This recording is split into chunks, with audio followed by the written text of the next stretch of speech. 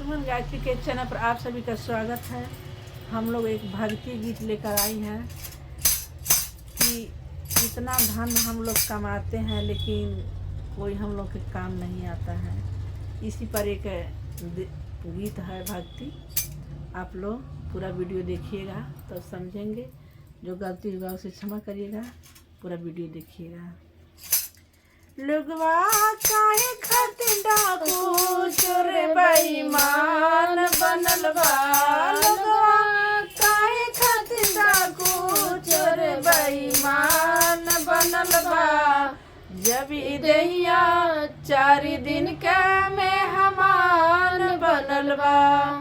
जब ई देहिया 4 दिन के मेहमान बनल बा। लोगवा काहे डाकू चोर बेईमान बनल बा। जब ई देहिया 4 दिन के मेहमान बनल बा।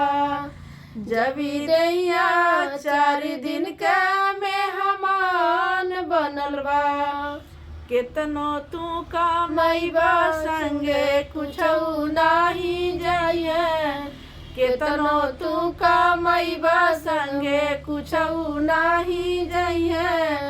खाली चादर ओढ़े के विधान बनल बा। खाली चादर ओढ़े के विधान बनल बा। लोगवा काहे खातिर चोर बेईमान बनल बा। लोगवा काहे खातिर चोर बेईमान बनल बा।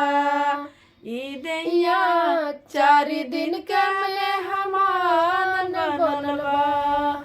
ई देहिया 4 दिन के मेहमान बनल बा।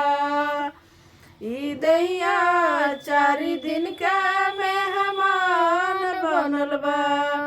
केतनो करबू तू गुरूर एक दिन जाए के बा जरूर। केतनो करबू तू गुरूर एक दिन जाए के बा जरूर। तुहके जाए खातिर बासे के विमान बनल बा। तुहके जाए खातिर बासे के विमान बनल बा।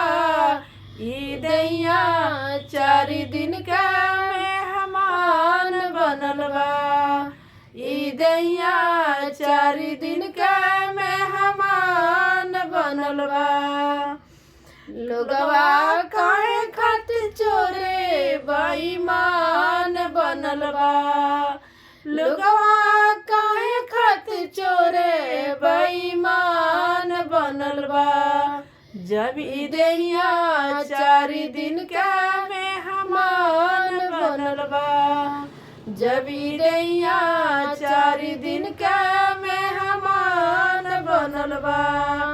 कैल जीवन के उपकार मन बान तुहार उद्धार। कैल जीवन के उपकार मन बान तुहार उद्धार।